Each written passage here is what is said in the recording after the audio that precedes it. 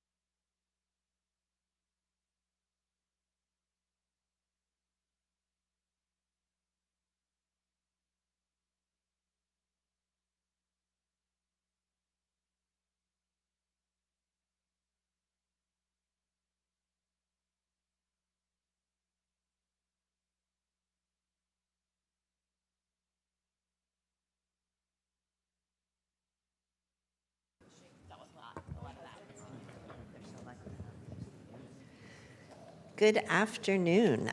It is 2:02 on Monday, March 16th, 2026, and I'm calling to order this regular meeting of the Public Safety and Justice Committee. Let's begin with a roll call, please. Vice Chairperson Lee. Good afternoon, President. And Chairperson Ellenberg. I'm here as well. Thank you. We have a quorum. Thank you very much, and welcome to everyone else who is on the dais with us. We'll go to public comment. This is the portion of the agenda set aside for members of the public wishing to address this committee on matters not on our agenda, but within the purview of the Public Safety and Justice Committee. We'll hear speakers first in chambers and then on Zoom. Do we have any speaker cards or hands raised? We have no requests to speak in chambers and one on Zoom. All right, let's, looking around, I don't see anybody dashing up, so let's close the queue with our single speaker, please. First and only speaker is Parent. I'm unmuting you. Please accept the unmute. You have 3 minutes.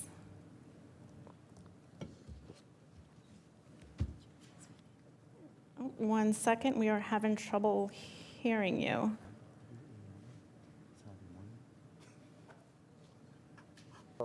I've tried to address you guys on many occasions about the sexual abuse of my kids.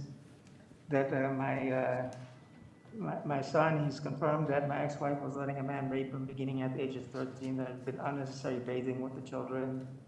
And also there was sexual contact between 2 of the children. One child rubbed his pelvic area against the rectum of a 2-year-old, another child. And I've reported this all to the Clara Center. I've reported this to the district attorney's office. I reported this to the sheriff's office. I've reported it everywhere. And there's never been a screening for my kids. There's never been an investigation of any kind. And we all know in this room here that my kids, they deserve a screening. But for some reason, a well-connected attorney, she gets to hijack the whole system and say, she gets to determine, she gets to say, these kids get raped and these kids get protected. I mean, who is she to do this? I mean, the district attorney should be protecting the community, period. And instead, what he's done is he's filed charges against me, and I've suffered great bodily harm from this attorney because she wants me to shut up about it, and she's threatening to kill my kids, and And now this violence against me has escalated into hands-on violence. Just the Saturday before last, somebody tried to strangle me. And last Wednesday, somebody pushed me up against the wall, hurt my hand. Then he chased me with a knife and he said he'd kill me. So it's just so disgustingly terrible what DA Rosen is doing to me and my children, using charges to incentivize abuse, violence. And I saw him just last week at the press conference for the Los Gatos party mom. You know, how he got all choked up and talked about parental instincts to protect children and protecting other children. I mean, it's just a bunch of hogwash, how we got choked up. I mean, I don't even think Daniel Day-Lewis could do what he did at that press conference. And then he got another ovation at the State of the County meeting. I mean, he just doesn't deserve it. I mean, what is he doing? He's destroying our community with violence and sex trafficking. He's just not a good person at all. Please, guys, can you please help me get a screening for my children? Supervisor Lee, he's got all my contact information. And if you want to see more information about everything that I said, please Google DA Jeff Rosen petition sex trafficking. All those terms together, and you'll see exactly what I'm talking about. Thank you so much for your time. That was our final speaker. Thank you. The county recognizes that the topic the last speaker addressed, childhood sexual abuse, can be emotionally challenging or triggering for some listeners. California law prohibits the disclosure of information related to an investigation of suspected child abuse or neglect. As a result, we are not authorized by law to speak to the specifics of any particular case or to the results of an investigation in that case, including when allegations are made as part of public comment.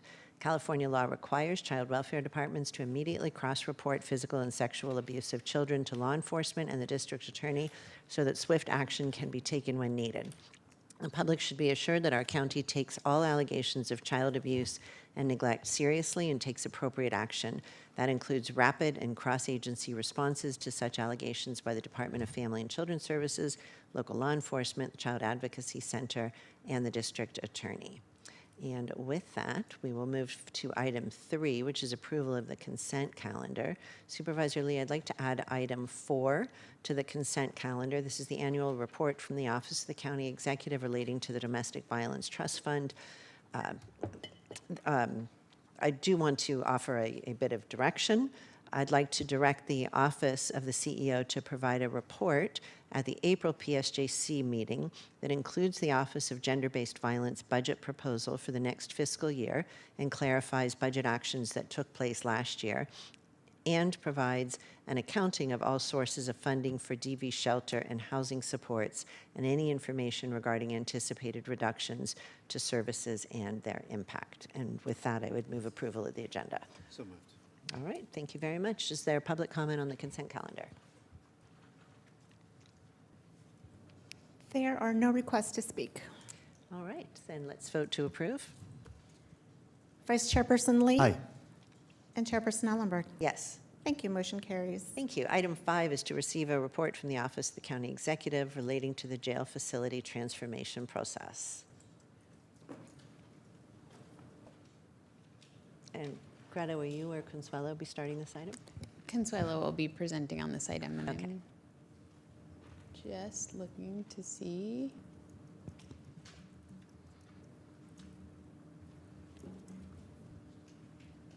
If she's not here yet, we can go to item 6 and come back. That would be prefer great. that? Let me just step away from the dais and make sure Okay, she's on her any way down. objections? Nope.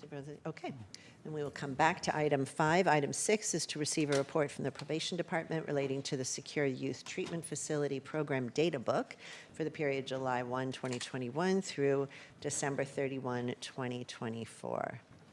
Looking forward to hearing this report.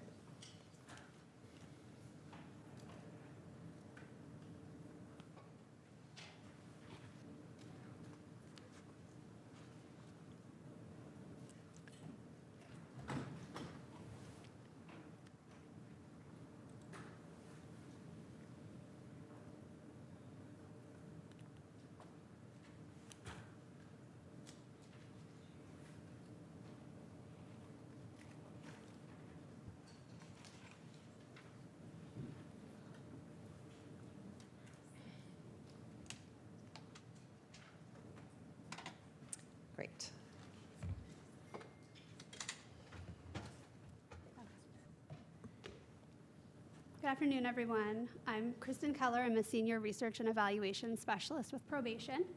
And we have provided the Secure Youth Treatment Facility data book to you all for the years of 2021 through 2024. We have presented or brought a presentation, but before we begin, since I know many of you have had a chance to review, just want to see if you would like us to continue with the presentation or proceed with questions. I'm sure we have reviewed, but also very happy for you to go through the report briefly and highlight some of the real successes. Okay. So, let's see. Okay. For our agenda today, we have the Secure Youth Treatment Facility overview, so we'll talk a little bit about what this program is, the probation stages of youth who've been committed to this program, demographics, commitment offenses, risk level and principal service needs, targeted treatment services, program successes, recidivism, reentry, and then Q&A. So the Secure Youth Treatment Facility arose from Senate Bill 823, which was effective July 1st, 2021. As of that date, counties became responsible for housing, programming, and treatment of youth who have previously been committed or who would have previously been committed to the Department of Juvenile Justice at the state level. This legislation closed the Division of Juvenile Justice on June 30th of 2023 and increased protections to prevent youth transfers to the adult criminal justice system, while ensuring youth who commit serious offenses are then housed and receive rehabilitation support in their home communities. In our county, this programming occurs in the Secure Youth Treatment Facility, or SYTF as I'll refer to it, which is located at our juvenile hall.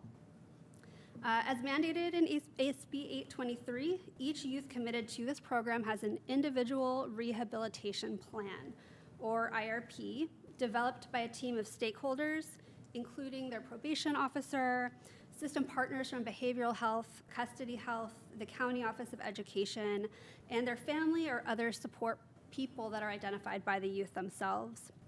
Youth then return to court every 6 months for an assessment of their readiness for placement in a less restrictive setting and to review their progress towards those goals in their IRP. The population that may be committed to this SYTF are youth who've committed WIC 707B or PC 290.008 offenses who are age 14 and up at the time of the offense. Those youth must be deemed unsuitable by the court for a less restrictive alternative setting to be amenable for rehabilitation. Juvenile cases now may also be detained in an SYTF up to the age of 25. So in this presentation, before I jump into this slide, we're going to provide information specifically for the population of youth who are committed to this program between July of 2021 and December of 2024. In total, 59 youth have been committed to the SYTF during that time period, and that includes 15 youth who were transferred from the DJJ to the SYTF to finish their commitment. The top of this slide, the brighter blue rows on top, highlight the youth who are, or at this time, as of December 31st, we're serving their commitment to SYTF. Of those youth, a portion of them were in the SYTF facility at Juvenile Hall. We had one at County Jail or Elmwood, specifically because of that individual's age. And then we had a number of youth who were in less restrictive programs, such as the LIFT program at James Ranch, in electronic monitoring or community supervision. So these were youth who had made enough progress in their individual rehabilitation plan that the courts decided that it was appropriate to move them to less restrictive programs. As of that date, we also had a number of youth who were discharged from their SYTF commitment to a period of community supervision, so that was 12 youth at the time, and 16 who had been dismissed. In the boxes on the right, you can see we're just highlighting the number of youth who are actually in custody facilities at that time. So of the 59, 27 were in custody, and 32 had returned to the community in some capacity. Looking at the demographics of youth committed to SYTF, the majority are Latino, 48 youth, that's 81% of the population at this time, followed by 6 youth who were Black, representing 10% of the population, 3 youth who are white, 1 Asian or Pacific Islander, and 1 other. So disproportionately, Latino youth are represented. Looking at gender, 55 of the youth, or 93%, were male. So they make up the largest population in the group. 4 youth were females. In terms of the age at their time of commitment, 40 youth, 68%, were between the ages of 18 to 25.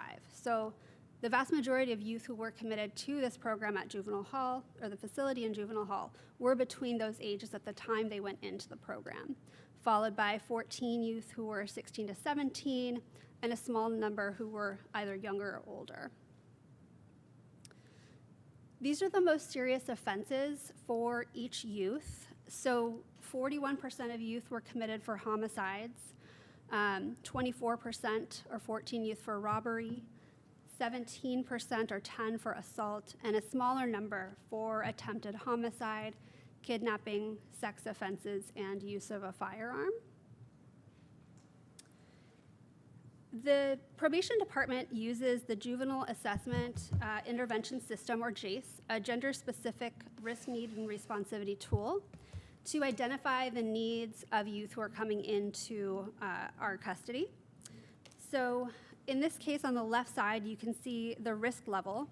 This primarily represents the likelihood a youth will reoffend at the time of adjudication. So the majority of youth, 50%, 29 youth, were found to be at high risk of recidivism, followed by 27 youth, or 47%, at moderate risk. Very small number, 2 youth, were found to be at low risk at that time.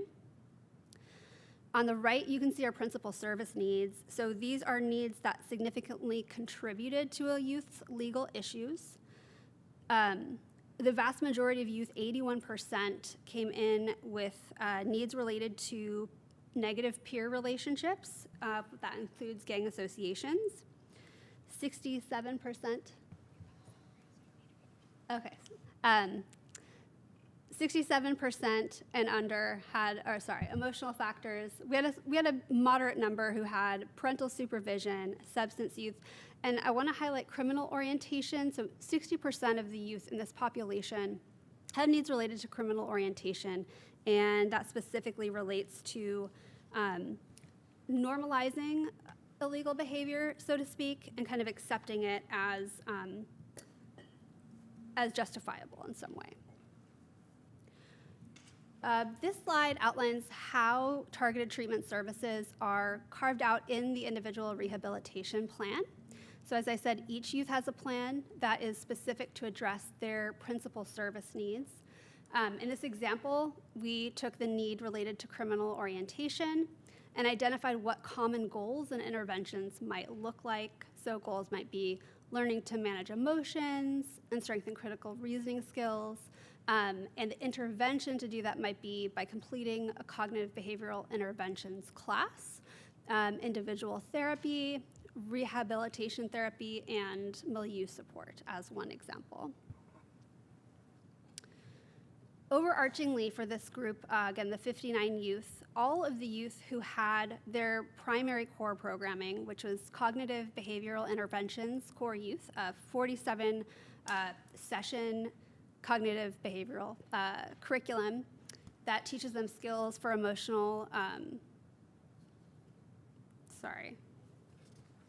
You know, you definitely do not have to read through the slides you asked Yeah, at the no. beginning. We have read through them. We're interested in really a synthesis of what Yeah. the takeaways are, please. Okay, sorry. In any case, so CBICY is the primary program that the majority of youth are asked to complete in their IRP. A smaller number were asked to complete victim impact, Another program that was really common among the youth is credible messenger mentoring provided by community partners and other cognitive behavioral interventions courses like more advanced practices than the introductory core youth. Looking at recidivism of the youth, this was as of April 30th, 2025. So we extracted data on recidivism for these 59 youth as of April 30th. And what we found was that 2 youth were committed of new law violations that occurred while they were in the facility. Among the youth who had been discharged, that is, they've completed their SYTF commitment, who are in community supervision, 1 youth we saw with a new law violation.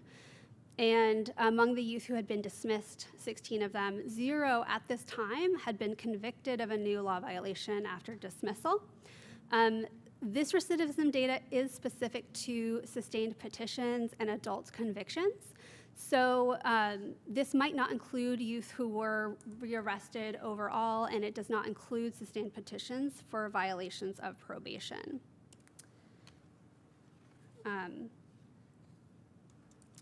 I did want to note too that, again, because not all youth are represented in that figure, some youth have had charges that are either pending or dismissed, and so it could be that over time we see these recidivism numbers increase. Looking towards reentry, the majority of youth who had reentered the community, 36 of them were employed and or enrolled in school. And a smaller number, 7 youth, were neither enrolled nor employed, though the majority of them were working with their probation officer and community partners to find employment. Looking at living situations, the vast majority of youth who've exited the SYTF returned to living with family or friends, so that's 68% of the youth. We've seen a smaller number move into subsidized housing, whether transitional housing or renting independently with a rental subsidy.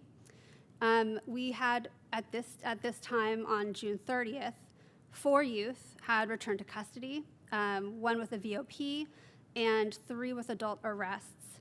Those 3 youth who returned to custody are not included in the recidivism slide as their cases were pending resolution at the time we extracted the data. And a very small number were living and renting with roommates.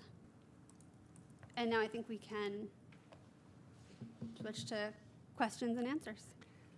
Thank you very much. I would like to look first to comments from the public. We have no request to speak on this item. Thank you. Before we go further, I just really want to take a moment to celebrate the data in here. You noted that the SYTF youth broadly are at high risk of reoffense, but from 2021 to 2025, only 3 of 59 youth served had new violations, and all were less serious offenses. That is a 5% recidivism rate. This is a tremendous accomplishment. A recidivism rate of 12 to 15%, I understand, is the average across the state. So to Nick and your team and the entire department, this is really a testament to the deep work that's being done to support and guide these youth to make meaningful changes in their lives. And I really think your department is the gold standard, so thank you. About a month or so ago, I heard from the Youth Voices Coalition, and I brought this up at a JJCC meeting as well, a frustration that not all justice-impacted youth could avail themselves of the services and supports provided by probation, including transitional housing, employment, and educational linkages. What I want to be clear about, of course, is that probation, which is law enforcement, shouldn't be the agency that we rely on to provide these services for youth who aren't their clients. But of course, it then begs the question of who should be doing this work for the broader community? How can we replicate your successes, and how can we make sure there's a smooth handoff when kids truly are done with their probation, that they're out of the system, but not is suddenly entirely on their own when they have other very real non-criminal legal system related needs. So I'm wondering if you've thought about that, or if others on the dais have thought about how we might support those youth when they are finished. Sure. I'd like to invite Deputy Chief Von Kegeris up to discuss some of the feedback that we received when we met with the Youth Voices Coalition and some of the activities that the department has taken into account. And then, of course, we'd love to hear feedback from the rest of the committee. Perfect. Thanks, Marielle.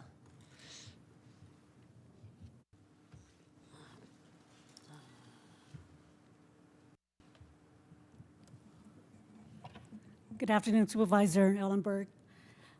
I believe it was in September that you had brought up this topic to us after your meeting with the Gosh, it was that long ago. Yes. So I am happy to report that in October of 2025, the probation took your voice to heart and look into what we can do to help these youth who are exiting probation. So I'm happy to report that in October 25, the probation department came up with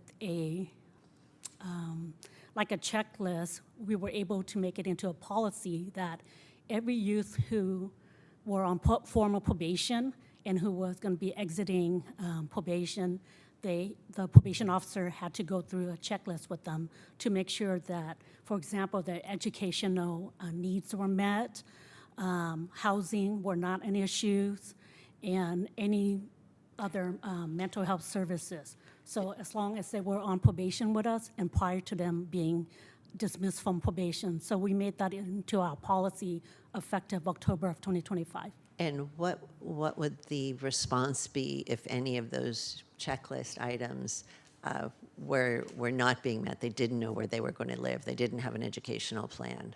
They So, needed other that- resources. I'm sorry, I didn't mean to interrupt. That's all right. So that would mean for the probation officer to continue to work with the youth until they are stabilized, to make sure that everything is in place, or else they would still continue on probation for a little longer until we are able to make sure their needs are met. So just help me understand the balance there, because of course we don't want youth to be on formal probation any longer than the law requires them to be. What I had been thinking about more was who supports them in an ongoing way rather than keeping them tied to probation until they meet all of those pieces. That could take a while. Yes. So an appropriate referral would be made for these youth prior to them being dismissed from probation. The goal is not for them to be on probation for any longer than they have to be.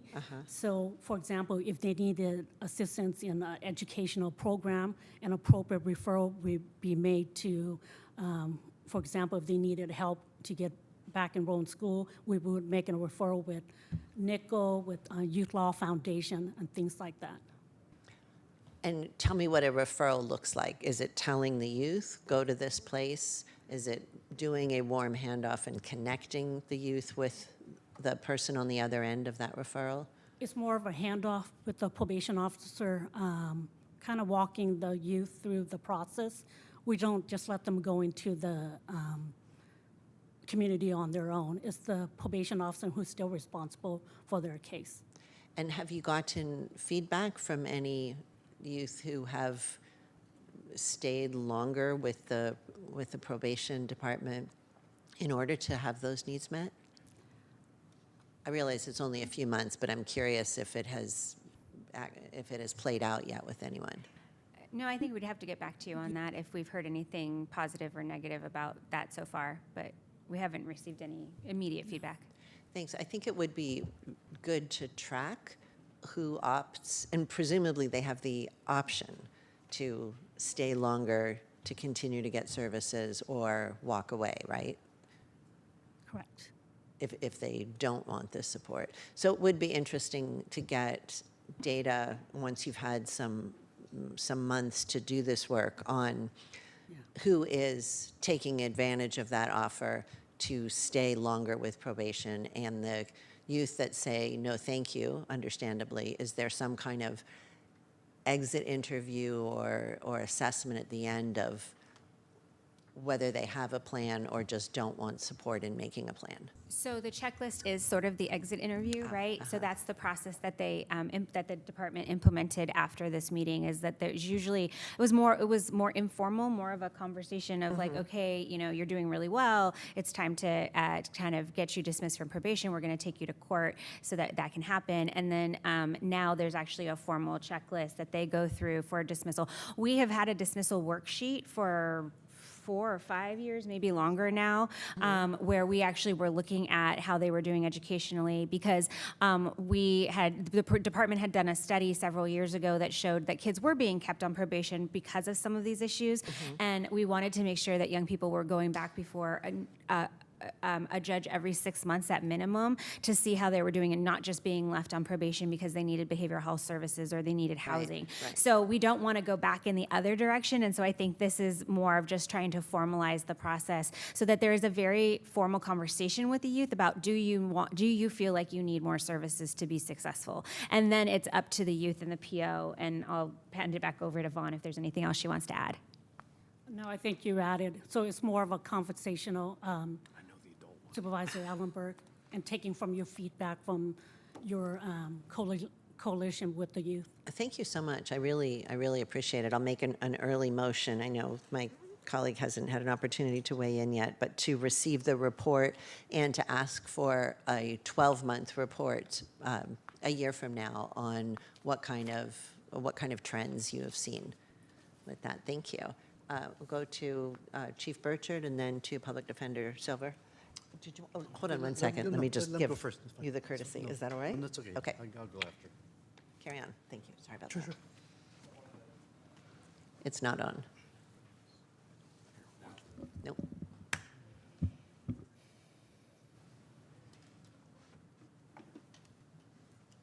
Testing. No, it works. Thank you.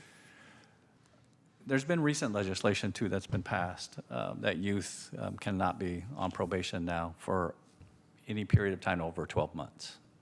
And so depending how far along we are with the youth progressing through their individual rehabilitation plan as far as SYTF and just youth who are on probation, we've really got 12 months to work with that youth to get them in a place where they need to be, whether it's educationally, through referrals for behavioral health, support for the family. So the time keeps getting shorter and shorter with youth, depending by the time they get done with court and where we're at with them. So formal probation is now only up to a year. So it's getting shorter and shorter. So it will limit us Right. in what we can work with the youth after that 12 months. Which may make it more important to think about what the linkage is when they leave probation, that those Yeah, absolutely. connections are strong, Yeah. and that there is someone on the other side ready to continue as needed. And every probation officer working with youth will physically go with the youth to try to get them reconnected in school, go with their parents, meet them at the school, whatever it is that they need from us to help overcome some of these barriers. We all understand the educational system is difficult for anyone going through this system, a little more difficult maybe for our youth who have had some struggles, trying to get them back into their home school, and we've all been through that process before. It's a difficult system to interact with, and so we certainly recognize that. We are with the youth as much as we can be to get them enrolled in school, but there's a host of other difficulties that come into that, and certainly referrals from our part is what we do to make sure that there is a connection after we leave. Thank you. I really appreciate that observation. Damon, did you still want to weigh in? I don't actually have anything else to add at this point. Thank you. Okay. ADO Perez? Hi, Donald. IDEO, actually. So I just have a couple of points I think that are important to highlight. I think the probation department is a little modest in their advocacy for themselves, and I think it's really important to highlight, especially right now when we're dealing with, difficult times and we're in the sort of pressure of providing services. What we have is absolutely a gold standard for services in the juvenile justice arena. And a couple things. One, their data collection is the gold standard. And the quality of the data you collect, the items you're looking for, how you're tracking this information is really outstanding. And a lot of counties are trying to replicate that, and we're a model for that. Two, the SYTF is a legislative created model for how we're supposed to be treating our youth in the system. It is not our personal choice. It is what the law is, and we are following it.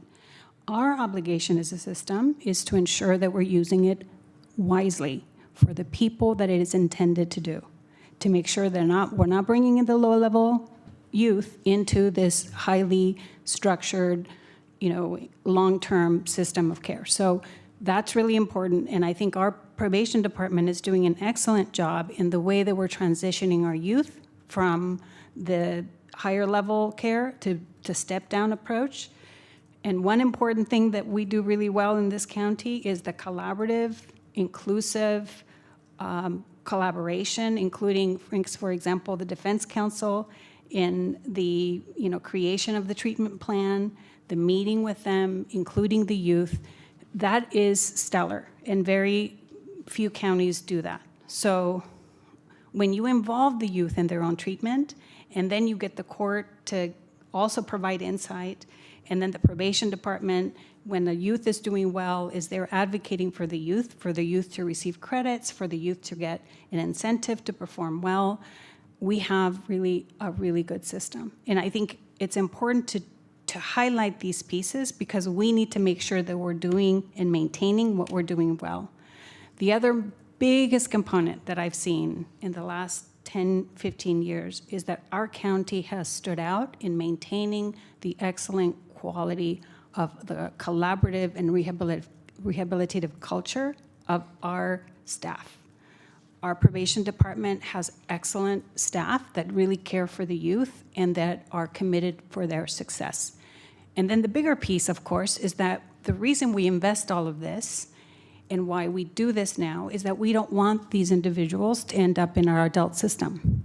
And it's a wise and smart investment. So I think these are really important highlights that the record should reflect, and that we should make sure to outline for our probation team. So congratulations to all of you, and thank you for keeping up this wonderful work. Thank you. President Lee. Oh, yes, thank you so much, Chair. The questions I have really is, first, echoing some of the comments been made that this is a really great program that we're glad to see on your leadership, Nick, and your team to bring about for our youth, which is great, and that other counties are actually following our lead and try to copy. I always like to share best practices, and this is one of those that we're doing well at.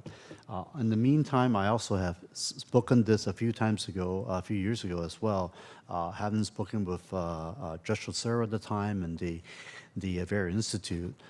Given the fact that we have a very, very low female youth population, we're looking at somewhere around 0 to 6 is usually the number I usually see. There was a proposal that has been suggested back then with Judge Lucero about having a separate secured facilities just for the girls instead of having it being in the facilities, and thinking that would be a better place for them. Partly one thing they found out on the statistics, and correct me if I'm wrong, that virtually all of the girls that's in our system were at one point a sexual assault victim.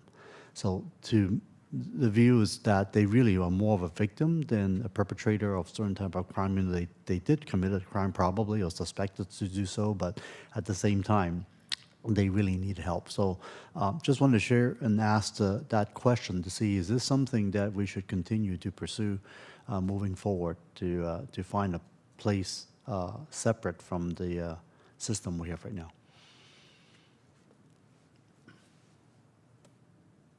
Hi, good afternoon. Good Jill afternoon. Ugaldi. I'm Yes. the Deputy Chief over Institutions. So as far as our female youth population, we continue to work with them. That's a very great question that you asked. We get asked that very often. For our female youth, if we were to separate them into another unit, it would cause segregation, and they would be in there alone and only have interaction with essentially the staff. So what we pose to do is bring in other youth to have them have that social aspect of their stay, be able to interact and intervene with youth of their own age, their peers, to have that social aspect added to their commitment time. So that's why we don't separate them, and they're actually in one unit with general population for the time being. We also have added more, not different services, but we've availed services to that individual that are very like the boys. So they're able to go to vocational training, they participate in educational programming with our male youth, so that they still get all of the same resources and the same programming. No, thank you. I think it's important to make sure that they get at least the same programming as the boys. There's no question about that. The question really here is whether or not it would be safer for them, or if they feel safer to be in a different setting instead of being in this type of a closer to a custodial setting versus in the house, even though secured. So that was the reason why it's been proposed when Judge Lucero was bringing that up earlier. So I just want to see what other ways we could do, because at the end of the day, we are trying to get these, I hate to use them, they're kids, right? To get these kids back on track, and whatever we could do to get them to not just recidivism, right? We really want to bring them to a better place, and with educational systems and how we can get them to the classes and programming, I think is huge. And the follow-up, right? That's why we keep talking about probation. How we can make sure the checklist is being used to make sure they are getting those things that they need help on. I mean, I have college kids, I have high school kids, and trust me, I don't say I have a checklist, but they need help. and these are, I mean, these are kids not even having been so-called gone to trouble yet, but at the same time, I think for adolescents growing up, I think it's so important that we are providing those resources. So I just say thank you for that work. Teenagers are not easy to handle, and I've got plenty of experience on that already on my own, and so thank you for this hard work you guys are doing. Appreciate it. Thank you. Thank you. Are there any final comments on this item? Seeing none, we will vote on the motion. Motion to accept the, oh, I'm sorry, you made the motion already, right? And I'll certainly second that. Thanks. Thank you. And my motion included direction to come back in a year with data. Correct. Thank you. Thank you. Vice Chairperson Lee. Aye. And Chairperson Ellenberg. Yes. Thank you. Motion carries. Thank you very much. Now, item 7 is a report from the Probation Department relating to the annual adult probation data book for calendar year 2024. Supervisor, I think you had wanted to go back to item 5. I did indeed. Thank you very much. We're going to go back to item 5. Thanks, Kavita. All right. Item 5 is to receive a report from the Office of the County Executive relating to the jail facility transformation process. And while folks are getting situated at the staff table, although this report is being presented by the Office of the County Executive, it is, as you see before you, a deep collaboration involving staff from the Sheriff's Office and from Custody Health, who are also joining us at staff table. Thank you, Greta. Good afternoon, Chairperson Ellenberg and Supervisor Lee. Consuelo Hernandez, Deputy County Executive. As Greta mentioned, I'm joined by my colleagues. As I might have reported in the past, we have an internal county team that's working on this project that includes a representative from Custody Health Services, the Office of the Sheriff, Facilities and Fleet, County Council, and the Office of the County Executive. We have a pretty long presentation for you today, but in the interest of time, we're going to breeze through it and then hope to have some time for questions. Next slide.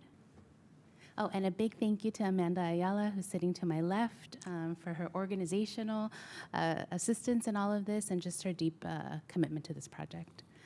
As a reminder, the jail facility transformation process initiated October 2024 and includes these 4 components in front of you. This is the most comprehensive update we have provided thus far. Next slide. Community stakeholder engagement is the first component. I will breeze through this. Next slide. Nothing has changed here. We are continuing to deploy the 4 engagement types, including updates through PSJC. Next slide. Summary of our community engagement efforts. There are one-on-one engagements that are being led by our consultant, CGL. If you might remember, about a year ago in April, the board approved an agreement with CGL. They have both included operational site visits and facility condition site visits. They've had group discussions with several of the represented groups that are listed here. They've also scheduled one-on-one engagement meetings with the sheriff directly, including his staff, and a few others. In the next phase of the engagement, CGL will be reaching out to the balance of the partners, including community stakeholders, who will be given an opportunity to opt in to be interviewed by CGL, with giving them about a week or so to opt into that interview. We are initiating that approach with our CCLEM members, who will be interviewed by CGL as individuals, not as the committee. Supervisor Ellenberg, I have a question. Just want to confirm that if stakeholders want to provide feedback but not have their names or organizations attached, that works for us, right? That is correct, Supervisor Ellenberg. So we're essentially offering the environment for people to engage with us in however way, in whatever manner that makes the most sense for them. If kind of switching to the county-led engagement, a big thank you to the Office of the Sheriff's Office, who helped coordinate a site visit with, or participation in the Inmate Advisory Council, where we actually asked the inmates how they wanted to be engaged in the process. We gave them 3 questions. We participated in the Elmwood IAC and in Main Jail North, and we gave them a set of questions. They gave us feedback, and their general position was that they are absolutely interested in providing their feedback if it means the betterment of the environment that they're in. And so that is the general approach that we're taking with all of our partners. We're not as interested in the who is participating, but more in addressing how they want to be engaged with, and if we can provide that. Another example I will share with you, and thank you so much, Javier Aguirre, who connected us with the Community Advisory Board for the Reentry Center. And just, again, to give you another example, we had initially offered them one-on-one engagement with CGL, and they opted for a joint focus group with all of the CAB members to meet directly with CGL. So again, we were not expecting that, and we'll be working with CGL to work through that. And in the coming months, next slide, we will continue those focus group discussions, both county staff-led and CGL-led. We will continue to provide updates through CCLEM, PSJC, and the full board. And we are still working through the community-wide workshops. Supervisor Ellenberg and Supervisor Lee, you both have expressed interest and desire to hear people's input. We have also heard from a lot of people to make sure that we're very clear about what input we're asking for and how that input will be used. If they are more updates, we're seeing less desire to be engaged, but more sending information is sufficient. But eventually, when we get to the discussion of options is when we think people will really start to engage. Next slide. The next component of this work is the technical assessment of custodial facilities, condition and deficiencies. Next slide. If you might recall, there's 4 different phases. We are in between phase 3 and phase 4. The only reason we have not completed phase 3 is because our reports are still being finalized. Next slide. I did also want to share with you something that was super helpful for us is the approach on the assessment. Today we're focusing on the operational deficiencies. And the question and the approach from our consultant is, does the physical plant support or hinder desired operational practices? And the tool that will be used for that is the operational assessments. Those have been completed for all 4 facilities, the 2 adult and the 2 juvenile facilities. Next slide. One fundamental core issue that came up early on, which most of you already know this, is the outdated design philosophy. So if you look at this table on the left, it shows you what we were required to provide in the different categories versus what we're required to provide today. And then each of our facilities was measured against 14 different assessment categories. In the staff report, we highlighted a few of them. When you get the full reports, you'll have all of the details of those operational assessments. And each facility was given a score between 3 different categories, whether they met the requirement fully, partially, or does not meet. And I see Greta leaning in. Go ahead, Greta. Yeah, I just wanted to kind of pause us on this slide because I do really feel like at the heart of the challenge we face is what's reflected on this slide. And there's a data point that's been really illuminating to me, which is as CGL has really done its comprehensive assessment of our facilities, we have not added any significant infrastructure to our jail facilities since the 90s. So we've obviously made lots of small investments to upgrade particular spaces or keep the facilities running, but the entirety of Main Jail and Elmwood reflect a 90s or even much prior to that approach to criminal justice and are designed to support a population that looks nothing like the population we house today and is designed to support meeting standards that are completely different and far lower than the standards that we're held to today. And so I say this every time we talk about this, but I just want to again articulate publicly really how extraordinary it is that both the Sheriff's Office and Custody Health are doing as good a job meeting today's standards as they are. And it is through no less than kind of heroic efforts by staff, and including on the facilities and fleet side to keep these facilities even operating. But there is, as everyone I think in this chamber understands, some near impossible standards to meet, absent some of the investments that we're going to be talking about flowing from this project. Thank you, Greta. Next slide. The preliminary findings for Elmwood is that it does not meet the operational needs, which should not surprise most of you. And here we've highlighted just a few of the observations that were made in the report. If you can imagine 62 acres, very fragmented facility layout.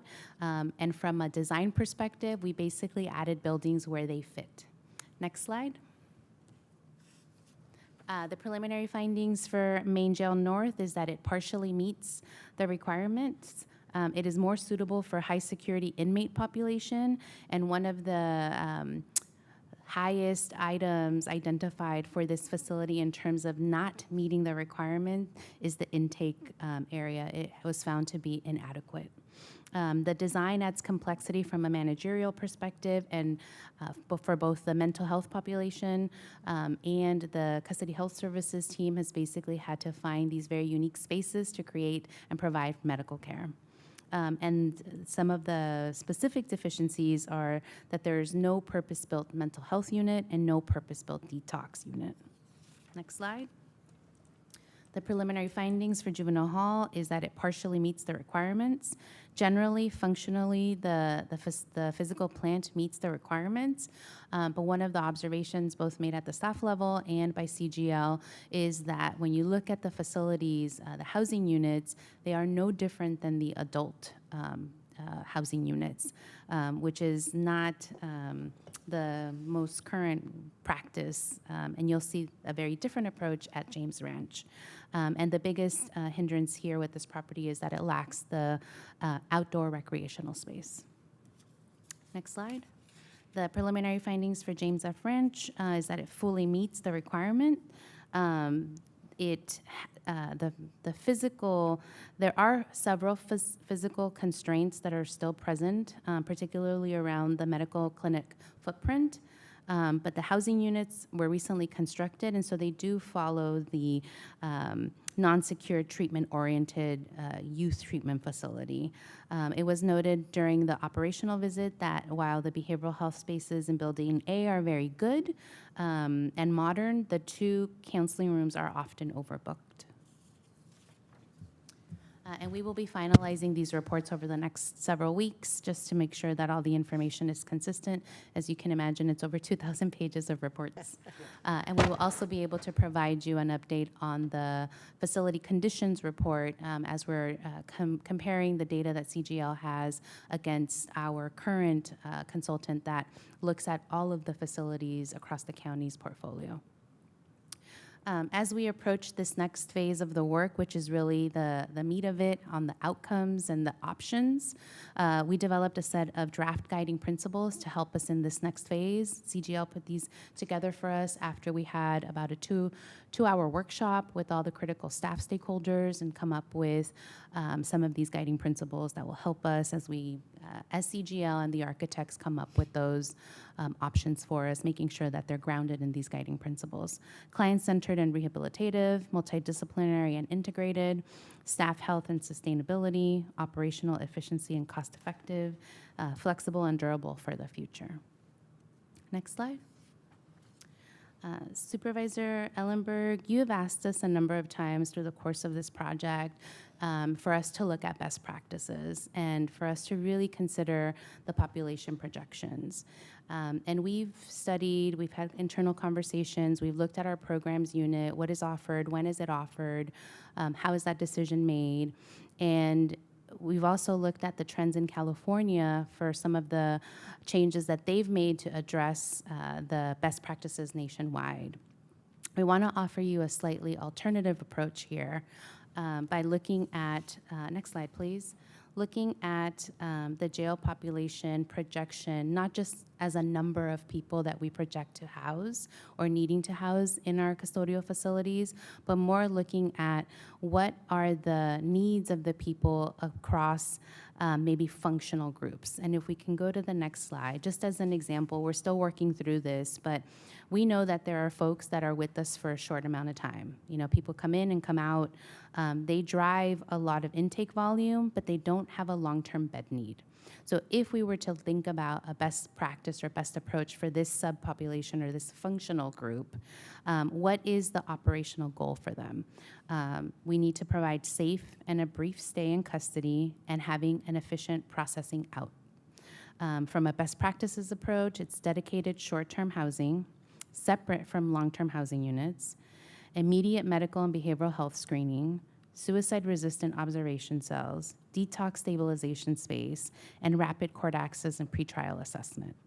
And why does it matter? We've learned, I've learned, I should say, that the first 72 hours carry the highest medical and suicide risk. And so when we think about what a recommendation could look like through that framing, is to right-size our intake space, improve screening capacity, and avoid mixing short-term stay populations or individuals into long-term housing units to avoid the disruption of the classification balance. So it makes the identification of our facility needs a bit more dynamic than to say, we have a projection of X number of people over the next 10 years, and so you should build X number of beds. This is more dynamic, and given what we're learning as we're going through this, we've asked CGL to come up with a final version of this functional grouping and recommendations that tie those functional groups to facilities. And then they'll be able to look at our existing facilities to see are they and can they be responsive to those functional groups. And then hopefully through that, they'll also connect us with folks across the nation who have implemented and deployed, say, an intake center. So it feels like we're getting best practices from different places to address our needs, rather than saying, what did this jurisdiction do, and take their approach in totality. We're learning from different pieces. So we will have more information for you in the coming months, but this is, big thank you to Greta for really pushing us to ask this question. And Greta, I will leave it there in case you wanted to add more. Yeah, I just wanted to give a couple more for examples of how we think this framework really helps us narrow in on what is the right facilities approach. So as Consuelo mentioned, when folks first come into the facility, especially if they have a substance use disorder, they're going to be detoxing in their first cohort of days as they come into the facility. That's not generally going to be true for folks who've been in our custody for months or years. So that window is the window where detox is really critical. Conversely, The sheriff's office can generally identify folks who are only going to stay with us for a handful of days, maybe a couple of weeks max. We should not be enrolling them in a multi-month program, for example. And so our programming space for that short-term population needs to be different. And so another thing I would highlight is we have incredible cost, risk, challenges transporting folks from main jail to Elmwood. Right now, we have huge numbers of folks. The vast majority of folks who are coming into our custody are then having to be transported to Elmwood, especially since we took down Main Jail South. And so our housing capacity is really limited at the place where we do all of that intake. As we're looking to build out our future infrastructure, really trying to minimize the amount of transport given how staff intensive that is, how high risk those transfers are, really trying to be thoughtful about how can we organize our facilities in a way that allows also custody health to better organize its work. So as you've heard about in other presentations, for folks with chronic conditions who need to be seen within 14 days, if we know someone is not going to be with us in 14 days, we shouldn't be scheduling them for that appointment. We should instead be focusing on transitioning them back into the care they need as they're going to be reentering the community. So there's a lot of benefits associated with really trying to build facilities that help the sheriff's office manage the population in different ways, whereas right now they're really having to utilize all the facilities we have in a way that's not ideal for them and certainly not ideal for custody health either. Thank you. I'll go to public comment first. Do we have speakers? We have one request to speak online. Okay, let's give that a few seconds, see if anyone else joins online. I don't see anybody moving. We're still holding at one. Okay, let's close the Okay. queue at 1. Our speaker is Cynthia Dalcourt. I'm unmuting you. Please accept the unmute. You have 2 minutes. Hello, my name is Cynthia Dalcourt. I'm a debug organizer, a system impacted family member, and a District 1 registered voter. The report does not provide a solution to the jail issues. These are points speaking on what is not working already, and we know what they are. Failure of the jail to provide rehabilitation programs. We seek community-based rehabilitation solutions. We attended a bail hearing recently where Judge Hector Ramon acknowledged that these facilities fail to provide rehabilitation for people. Still, we choose to put them in Elmwood that do not help them rehabilitate. Thus, considering the building of a new jail does not get to the root cause of solving the issues to support rehabilitation and the systemic racism that result in our jails. The point that the main jail does not and will not have the ability to accommodate specific program, classroom seems to imply that building a jail is necessary. The community has rejected the building of a new jail over and over again. We do not need more cells to be humane. We need better management, mental health diversion, and a stop to the endless cycle of construction. I urge the board to reject the recommendation and focus on decarceration instead. Thank you very much. That was our final speaker. Thank you very much. Thank you very much, Consuelo, and all of the folks around and with you for this report. It really is, I think, such a thoughtful and impressive way of moving through what is probably the most complicated capital project of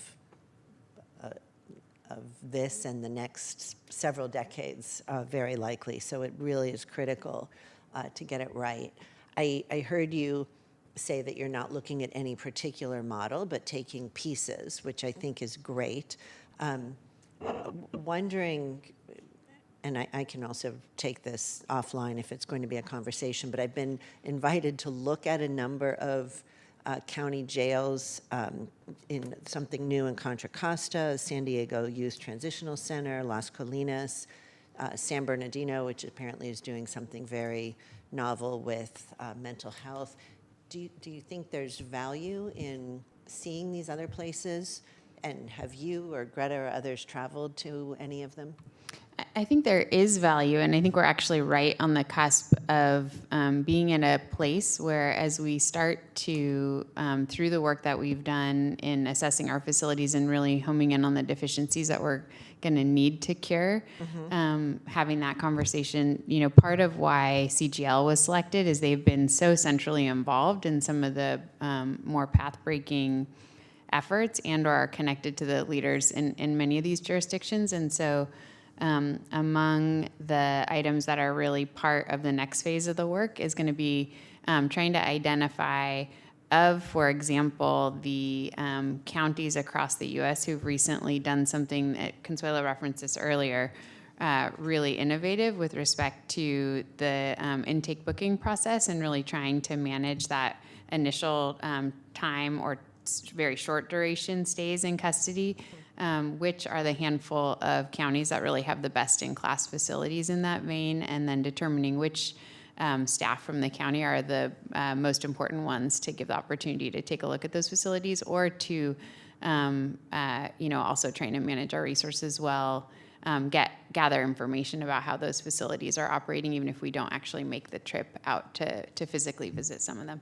Great, thank you. I appreciate that. And I know we'll discuss this more when we get to item 8, but just wanted to lift up one point now as it directly relates to our planning for jail facility renovation. I see you're scrambling, sorry. The item 8 report makes really clear that one of the primary barriers to offering in-custody residential substance use treatment is the lack of appropriate space. And what I'm hearing today is a really deep understanding that a building can either limit what we're able to offer, or it can make it possible to deliver the kind of services that truly reduce recidivism, strengthen communities, and really ultimately lower the burden on our entire system. So I encourage all of us to really not only hold that vision yourselves, but as we start to talk about a design, to hold us accountable to creating something that really does honor that vision, a facility that is safe and humane and fiscally responsible and truly designed to help people return to our community healthier and more stable when they arrived. And I really think this is also fundamental to sustainable public safety. So I am really encouraged and look forward to the next installment. I'll go to did you want to answer? We'll go to President Lee and then take a look again on the dais. Thank you, Chair. I think the issue of whether or not we need a physical facility, I think that ship has sailed. It's not just because of vote, but I think the community has recognized. I hate to use those very derogatory terms. Putting lipstick on the pig is still a pig. And this is what we are dealing with right now in terms of facilities. The report made it very clear. For example, Elmwood clearly is not meeting the standards as needed when we have over 2,000 of our folks staying there. And these are par facilities, and many of them are older than me, some of the buildings, and I'm pretty old. So I think it's really something that we need to put in not just the investment, but it's really the thought of building these spaces that's needed. The main jail north, I've always said, is really a crime scene of how many bad things has happened. It reminds me of Shawshank Redemption more than what a facility should be these days, and we've learned so much from it from these past decades. That's why I really think that we need to move forward. Certainly learning from other jurisdictions is so important, because there are proven strategies work, not just even within the United States. I think our chairs talk about other countries where you have shown that these type of facilities, there are lessons learned that we could learn from, so that people are not treated like, I hate to use the word animals, they are really treated like with dignity, humanely, that through the proper program, they will come out in a better shape. I'm being very, very direct in some of my words I'm using here. I'm certainly not happy when I go to Main Jail North. Every time I walk up, I feel scared being in there, and I really do think there's so much more that needs to be improved, and the physical changes of a lot of spaces is long, long overdue. So anyways, I just want to say that I really look forward to the upcoming report for the full assessment of our facilities, as well as continued progress toward this facility that's focused on rehabilitation. Thank you. Thank you. Sylvia? Yes, just wanted to add, when the timing is right, of course, one of the key services that we offer, of course, is the legal services, right? The 3 defense agencies that are so critical to the service of the clients the needs that we meet. And I think to the supervisor's point, even when the infrastructure is so antiquated that it impacts an attorney's ability to visit with their clients, that is a due process issue. It's a Sixth Amendment issue. It's a delay issue. So whenever you're ready, I think we would welcome the opportunity to provide the input from the defense agency's perspective, because if we make it easier and better for our lawyers to visit their clients and communicate with them in a way that is efficient and fast, I think that will be a vast improvement to our current situation. Thank you. Greta? So Sylvia, I appreciate you raising that comment, because I think it also speaks to, I'll just to put a finer point on one of the challenges. You know, right now there's a very complicated workflow between custody health and custody staff trying to figure out how best to utilize the fact that we have the same room being used for patient care, attorney appointments, chaplain visits, et cetera. It is so complicated to try and schedule to meet all of those absolutely critical needs. And so it is certainly the case that that is exactly among the issues that we need to tackle. I will also say, both relevant to your comment, Supervisor Lee, but also to the member of the public who commented, you know, to be clear for anyone listening, the population projections that we see are not going to require us to expand the capacity of our current jail facilities. Instead, what we're talking about is replacing facilities that do not allow us to provide for folks really critical and basic needs with facilities that do. We're not envisioning an expansion. If anything, we're likely to see a lower number of rated beds in an upgraded facility than we have today. So we're really talking about shrinking the capacity of the jail, but making it a space that is actually appropriate both for the folks in our custody and for the staff who work there. Thank you. And of course, we'll continue to focus on alternatives to our incarceration, community-based solutions as often as possible, absolutely whenever it is safe and advisable to do so. Yeah, and actually a lot of the investments that we will be making, including to the intake booking area, allow us to also better do the work that helps get folks out of custody sooner if that's a path that they can be on. So we're looking forward to ensuring that that's part of the work that we get to do as we upgrade these facilities. Final thing that I just wanted to share, to the point about the report that is item 8, we are going to also, though, I will just share, the board knows this, but mainly with the public, face some really, really difficult choices. Some of the work that Consuelo and I have been collaborating on looking countywide at the level of facility investment needs is actually, frankly, quite depressing. I'm looking down at our wonderful medical examiner coroner, who likewise needs a new facility to do her mission critical work for the community. And so the level of deferred investment in a whole range of county facilities is really acute. And so as we continue to try and, for example, expand our out of custody behavioral health treatment facilities, upgrade our jail facilities, replace a lot of the critical infrastructure that we need to deliver other sorts of community-based services, we face some really, really difficult choices because our capacity to tackle this whole range of capital needs is quite limited by our broader fiscal situation. And obviously, at a time where we're looking at reductions in workforce, it's a hard time to be investing in large-scale capital projects. So I just would be remiss to not provide that context to the community too, because I think we will no doubt have to phase in some of the facility improvements on a slower time horizon than we would otherwise want to, given our need to also manage other fiscal realities that we're facing as an organization. Thank you so much. Yeah, I just want to thank Greta for pointing that out, because there's been a lot of confusion in the community that when we say we're building jail, a new jail, we are not increasing the number of jail beds. We're actually trying to use that in order to get rid of the darn main jail north that we don't like, that we know is not serving our purposes well, that people are not living humanely in there. That's why the only way we could do it is we have the facility that actually meets those needs. And also the dilapidated facilities we have in Elmwood as well. So I just want to make people understand we're not building it to increase the number of beds. We're building it so that we can get rid of the bad ones, so those who we have to serve in the future will have a better place to stay. Thank you. Thank you. Damon?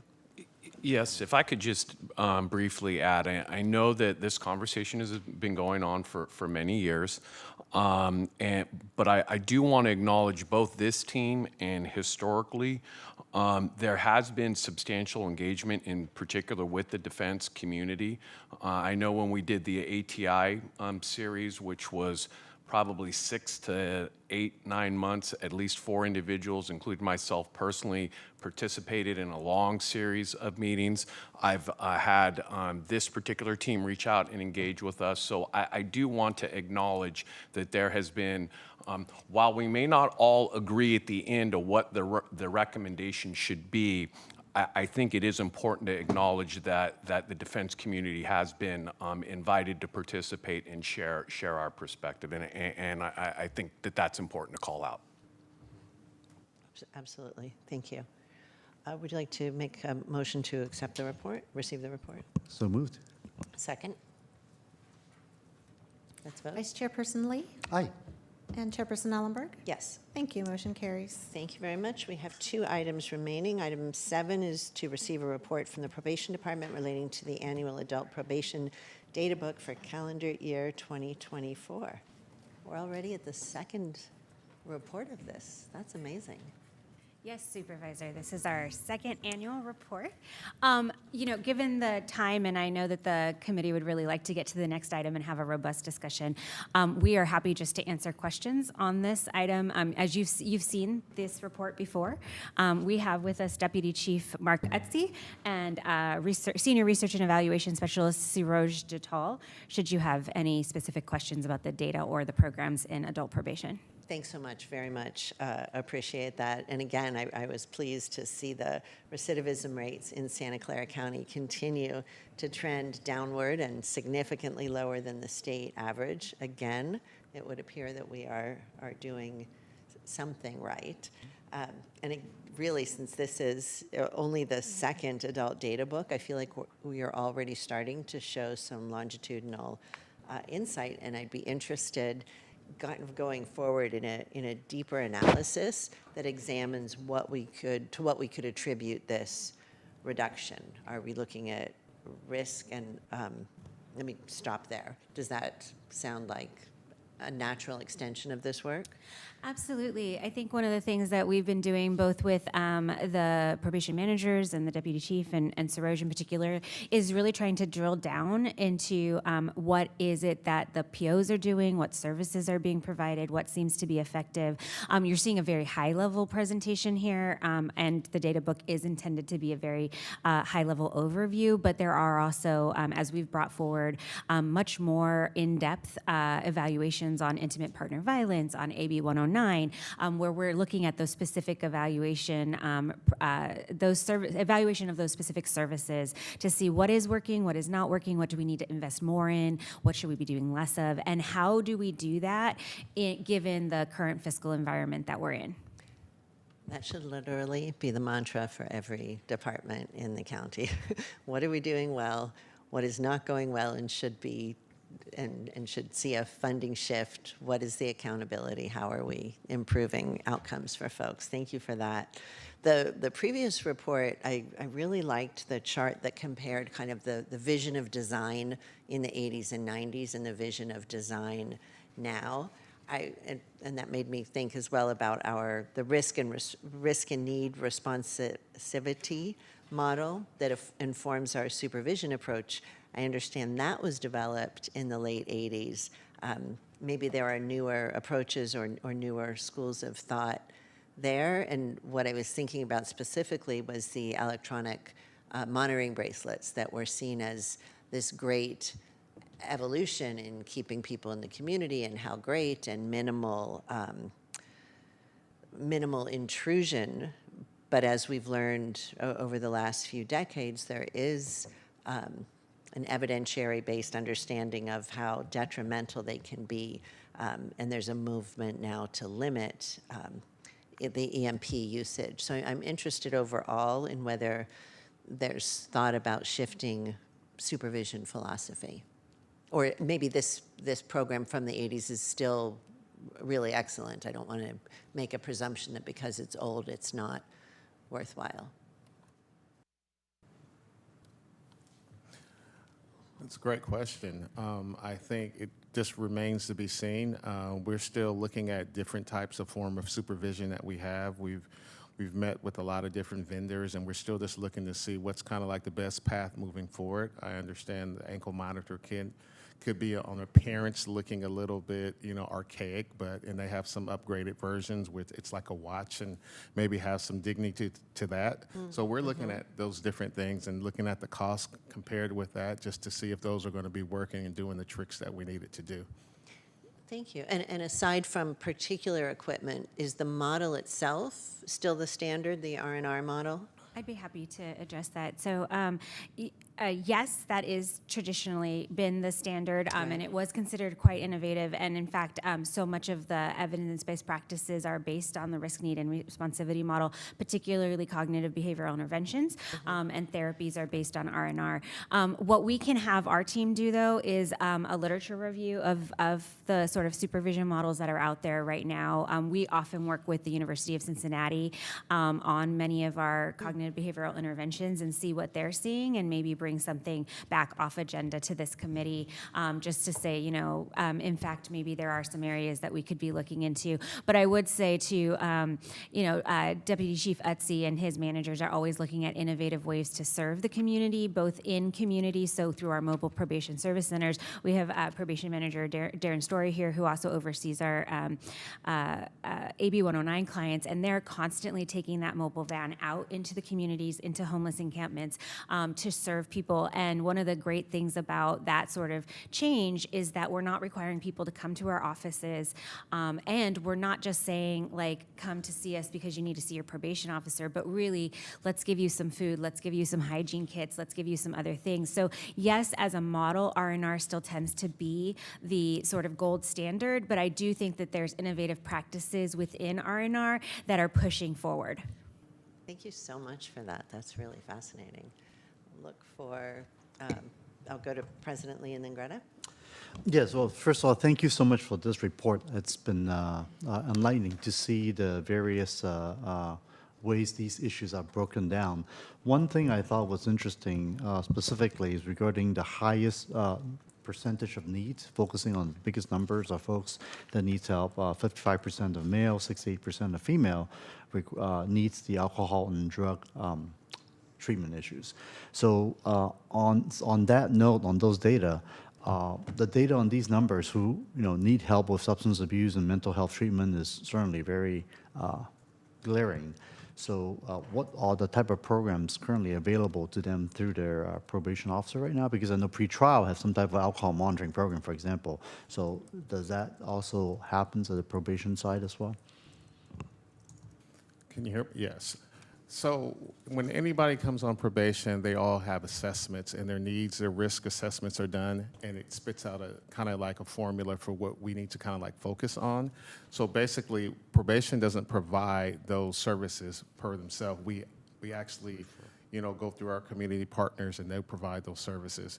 So we do the referral right there when we get it, and then we rely on our relationships with our community partners to kind of like service them. How do you do the follow-up after the referral is done? Do you check on them? There's some Several checklist different and so on? ways, from the PO, the supervisor, the community provider also will let us know that they've been enrolled. We check sign-in sheets, the whole deal. So we have many different metrics on checking in to see if they even got, the services that they needed. And is this model basically based on voluntary basis? In other words, we can refer them, but if they don't want to participate, we cannot force them to participate?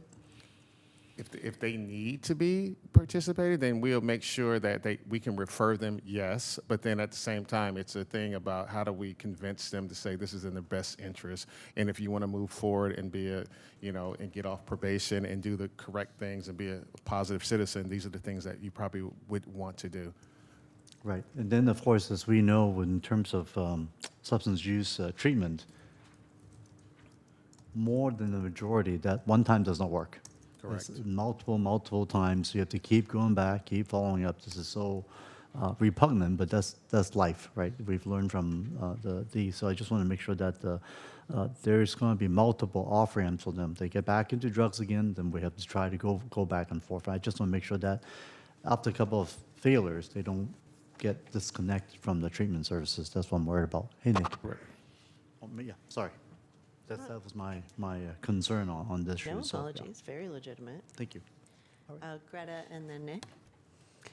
I just wanted to flag, kind of actually connected to our prior discussion and following up on Mariel's suggestion that they provide a little bit of updated research on best practices. There's a related effort that several of the folks up here on the dais and at staff table have begun discussing as part of our broader work on really trying to make sure that we're managing the jail population as effectively as possible, which is to also look at what is the state of best practice in pretrial supervision, not only the current infrastructure and level of service that we're able to offer through pretrial services, but also looking to see whether there are any emerging best practices for an even higher level of pretrial supervision that could be on the menu for the court in increasing the number of people who are not remanded to custody if we're able to develop some greater levels of out-of-custody supervision that really do feel aligned with best practices. So I did want to just flag that as there is some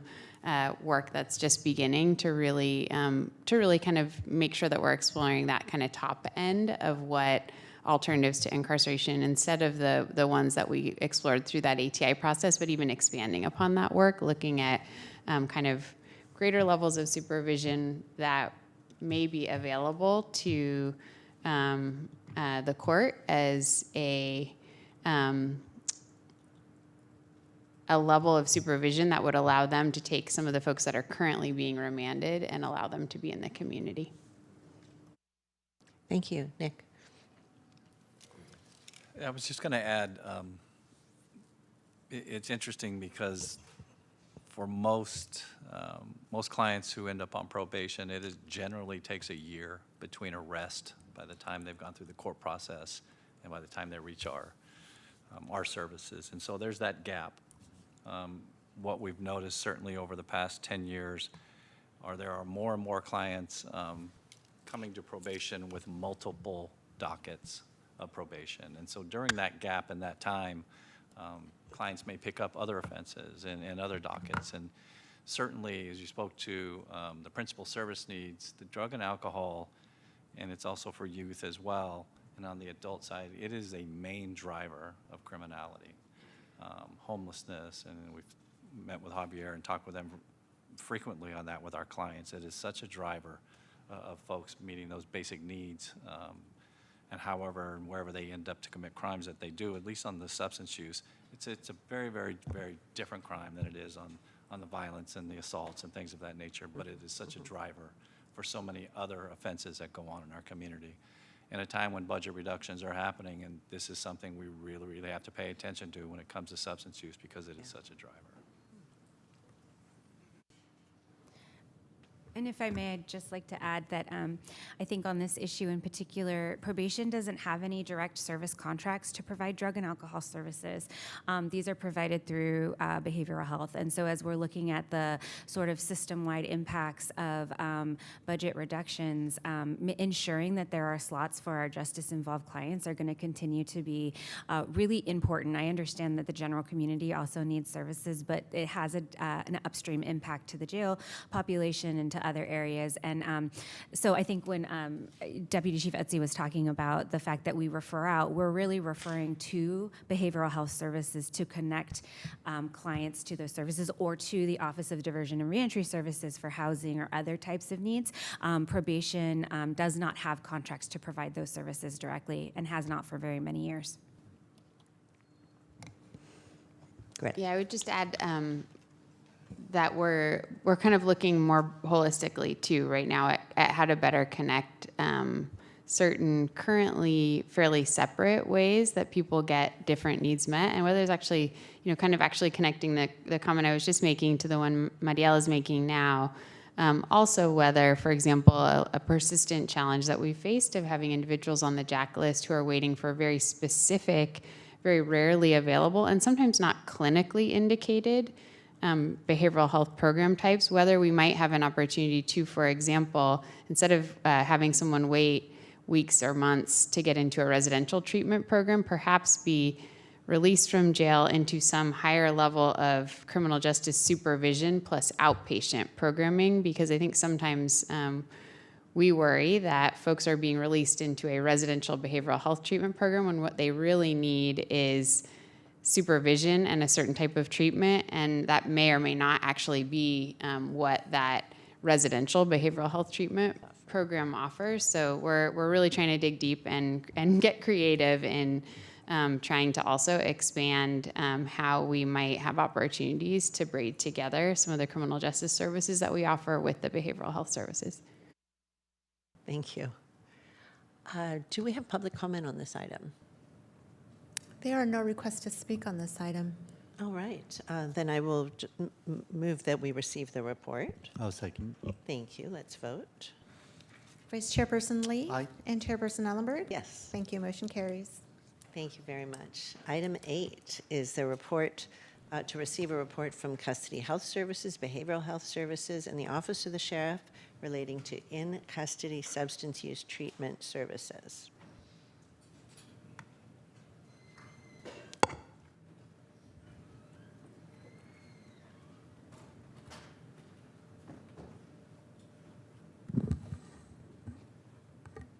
Welcome. Thank you. Good afternoon. We have a whole team here assembled for you. What you have in front of you is a report that really provides an overview of in-custody substance use treatment services, and it gives you a broad overview of what Custody Health does from intake all the way through in-custody support services, and of course considerations for a residential treatment program. We don't have a formal presentation, but we're happy to answer any questions. I know that Megan's here from Behavioral Health as well. And so with that, we'll open it up for questions if you'd like. Perfect. Glad to see all of you. I'll look first for the public. There are no hands raised on Zoom and no speaker slips that have been turned in. All right, then I will turn first to President Lee, as this was his request for information. Yeah, thank you so much for the report. And I mean, I certainly understand that, setting up these in custody substance treatment is complicated, but certainly nothing is really impossible. This report talks a lot about the barriers that we have, right? What's like, for example, space is one. The funding and some of the regulations. So in some ways, I want to kind of look at it a little differently and say, well, what we can do is, like, for example, what would you suggest is a lowest hanging fruit of what we could do moving forward to provide that?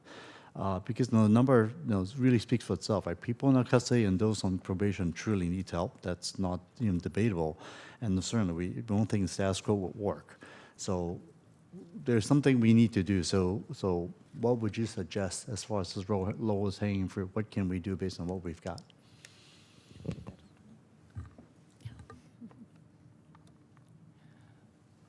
I think, speaking from a medical standpoint, the substance use disorder treatment really falls on two aspects.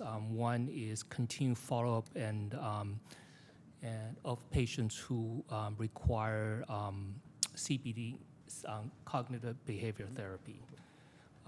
And the second component, at least for opioid use disorder, is the continued follow-up and treatment for patients who has who would benefit from medication treatment. The two go hand in hand, and they're best. We serve patients best when they're both intertwined together in the treatment plan. Right now, we have a good team of providers who is able to provide the medication aspect of opioid use disorder treatment, but we do not have right now the available resources to provide the continued follow-up for patients who would benefit from CBT therapy while they're incarcerated. So it goes down to follow-up, not so much the fact that because of the team you have, right, you're able to do the work, but then the follow-up is where it was lacking. Well, I think what you mentioned earlier is that it's not just a one-time treatment, and it's not just one modal therapy.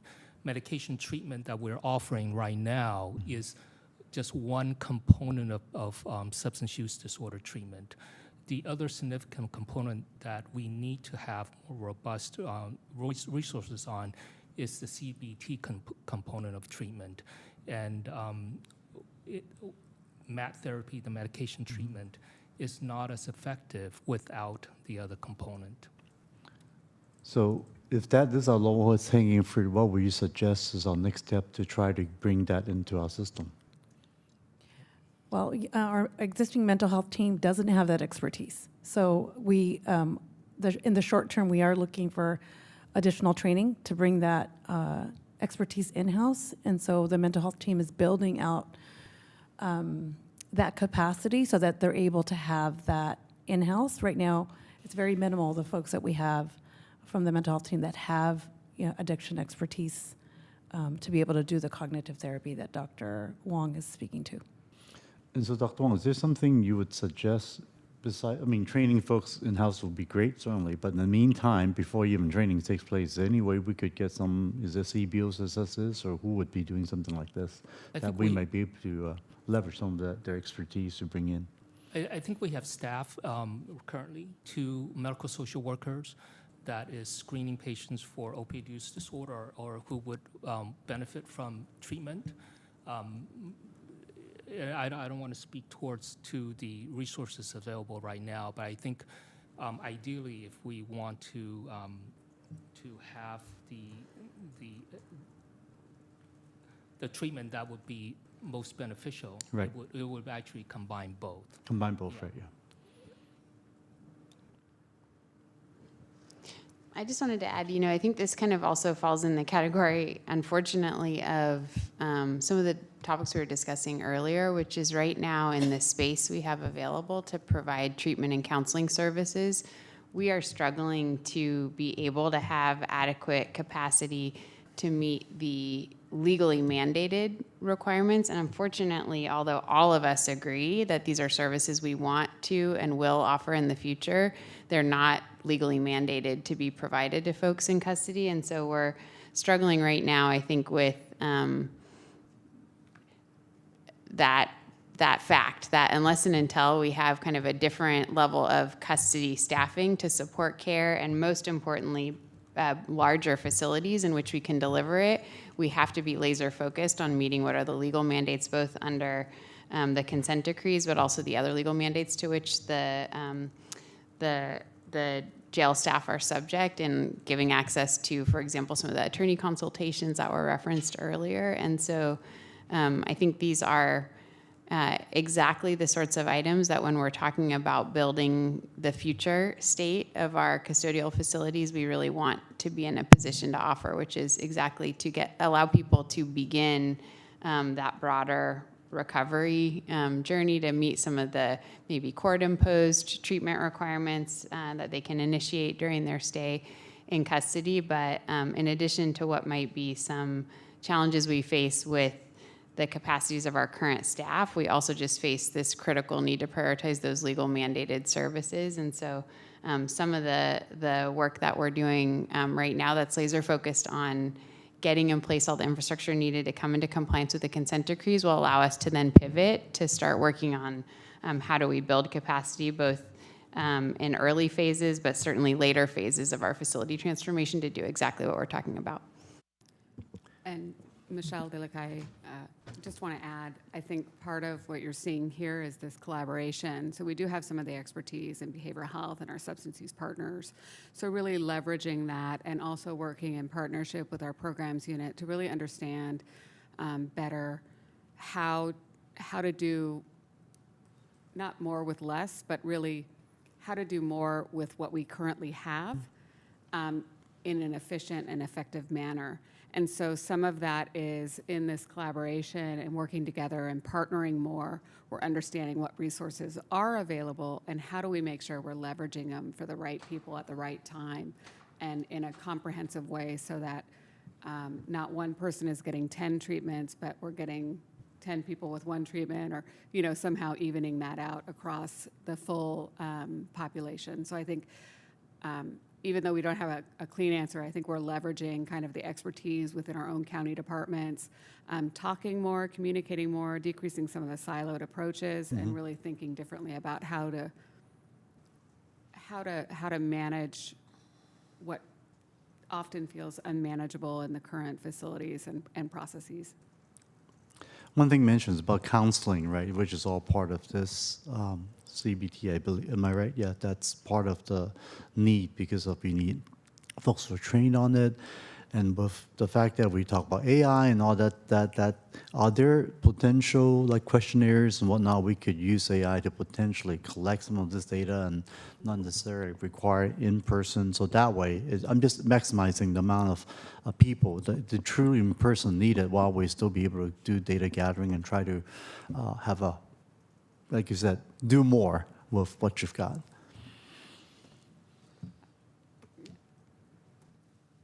I would hesitate right now to leverage the current technology, especially AI. I think we need to be very thoughtful in terms of implementing that. Again, it's what Michelle says. It's the improvement of the collaboration between the sheriff's department, also custody health, potentially can fill in some gaps that we have. Once we are able to assess what the needs are in particular, we can actually move forward. Sounds like you have a plan. This is very exciting. How long do you think you could have something back to us to let us know how it's moving along? Yeah, I think right now we are building out a more robust dashboard for our patients who have a opioid use disorder, and we're going to focus on opioid use disorder right now. And I think we can probably come back in about 6 months. We have a medical monitor visit coming up in July, and so we're hopeful that we can get something going by then. Great. Okay, so if that's the case, I would. If I may make a motion, Chair, is to make a motion to receive a report and also request a report back in 6 months, focusing on custody treatment, rather highlighting, what are the things we can do, highlighting the partnership collaborations we just talked about today and how we can do more with the resources we currently have. Would that work, Dr. Wong? Yes. Thank you. And I was just going to add, Supervisor, if this works for both you and Supervisor Ellenberg, we can also look to see if bringing back this follow-up report alongside some of the forthcoming reports on the jail facility transformation work may best align some of the programmatic and facilities-based components of how we're kind of tackling this challenge of not being in a great position to do some of the service expansions that make sense. So if we could have just a little bit of flexibility, it may even come back sooner than 6 months to achieve that alignment. But if it's month 7, we do want to just also make sure we can provide the committee with a more comprehensive assessment of what the plan and barriers are. Okay with Glad that. to second that with flexibility. Yes. Thank you. Thank That's you. all I have. Thank you. Just a quick question on this. I know that Medi-Cal doesn't cover people in custody, period, right? We have our resident expert on exactly what Medi-Cal yes, she does. has evolved to cover and not cover. So I'll defer the to Michelle 90-day Delacaille piece, on that. right? Yeah, I forgot, uh, yeah. certain services are eligible in the 90-day pre-release period. Would that include SETS treatments once we're able to do that? It does include SETS treatment, but it Okay. also requires that we know the 90-day beforehand, which we don't always know because of the challenges of identifying release dates. So we will be able to bill for that. I'll just make the caveat that it is not the robust billing, a reimbursement model that's under the behavioral mental health short Doyle billing, but it is under the fee-for-service Medi-Cal billing, which is a little less. It doesn't cover as much. And then we also have a subpopulation within the jails that don't have coverage or don't qualify for Medi-Cal or have a commercial payer, and none of those would be billable. So again, the majority. Commercial payers aren't billable. No, we're not able to bill commercial. Because they're in custody? Because they're in custody and they have commercial insurance, so they are not eligible for Medi-Cal. Right, but yes, Yeah, but so there's people no- with commercial insurance, the private insurance companies are allowed to exempt people from coverage while they're in custody? The only reason we're able to bill Medi-Cal is because of the Medi-Cal and CMS waiver, waiving Right. the federal law that says that, or the federal statute that says that the state will be responsible for any healthcare services provided in the custodial setting. Which means the county will be responsible. Yes. But I didn't know that that was true of commercial providers as well. It is true. I hate that whole thing. I know that NACO has been, the National Association of Counties, for years has been trying to get that changed. This is obviously not the moment in the federal government to do that, but I think it's really amoral to my- decide that people in custody somehow. My opinion is Shouldn't. that Yes, ma'am. with this waiver coming through and that being identified, there is potential that that will allow more leverage with Fantastic. the federal government or whoever makes those decisions, as well as kind of the standardization of that process. So I'm hopeful that this will set the stage to make changes in other areas, but Are you talking about the 1115 waiver? that's what we're on right now. We're on the 1115 waiver for that waiver of 90-day pre-release Medicaid. Right, but when So does that whole waiver expire? I don't remember the exact dates for the waiver expiration, but they are intending to extend that, and they anticipate it being Okay, they're extended. being extended? Amazing. Because there's currently 21 states, I think, with active or in-process waivers around the same Oh, okay. concept across Oh, the that's country. really good So news. across party lines. Yeah, thank you. Wow, that is good to hear. Any other comments? Seeing none, let's vote, please. Vice Chairperson Aye. Lee and Chairperson Ellenberg? Yes, Thank you. thank you very much. Let me go to, are there any announcements under item 9? Good news preferred. Go ahead, Javier. Just quickly, so April is Second Chance Month, so we are gearing up to do some exciting events. We have about 13 events programmed for April. Our signature is a screening of a documentary, and then also a Second Chance Employment Panel webinar, and then collaborating with probation on an employment resource fair. And then we're also continuing doing our pop-up resource fair. So Morgan Hill Police Chief Palace Grove has welcomed us to do one in Morgan Hill. So we have that for May 1st. So just a collaboration between a police chief asking for services for his community. So we're really excited about that. That is good to hear. Thank you. Looking for other lights. President Lee? Yes, so last Friday, right here, we had our State of the County for 2026. I see many of the familiar faces who were here. Thank you for being there. I do want to highlight less about my speech, but actually the video that was produced. That was a very good section, especially for our folks in reentry program and some of the really amazing things that reentry. So I want to give a shout out on that. And for those who have not watched it, go watch that video. It's all online now on YouTube, and You can go to our District 3 website, but it's not hard to find. But that video that was produced was truly amazing. I just want to say kudos to Reentry for the great work you guys are doing, and so many of our partners from our public safety and justice here. So thank you very much for the great work. And also we got a great shout out I gave to folks who worked so hard behind the scenes for our Super Bowl 60. Of course, our sheriff departments and our first responders and whatnot. But at the same time, we got to do 6 more times now that we got the FIFA coming.